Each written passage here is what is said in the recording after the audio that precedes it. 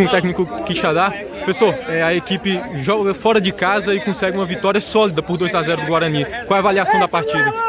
É uma avaliação, né, que nós vínhamos de uma derrota, saber para motivar os atletas, saber que ia enfrentar uma grande equipe que é o Guarani, mas a gente trabalhando esses 2 dias muito concentração e graças a Deus botar em prática hoje e sair daqui com essa vitória, mas mérito todo desses jogadores que assimilaram a parte tática do começo ao fim e por merecimento sair daqui com essa vitória. Principalmente no primeiro tempo, a equipe defendia muito e atacava com muita velocidade. Isso, consequentemente, aconteceu os 2 gols da equipe. Essa era a estratégia do Quixadá para esse jogo contra o Guarani?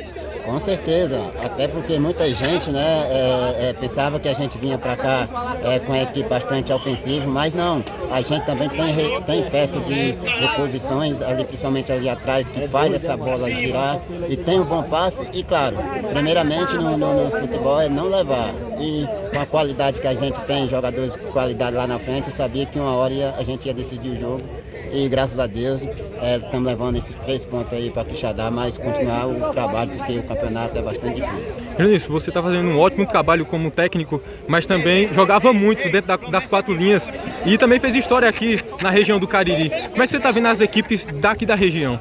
Cara, primeiramente eu fico bastante feliz, né, pelas palavras. Fui campeão aqui em Barbalho, pela Copara de Lopes. Tive o prazer de jogar também pelo Guarani.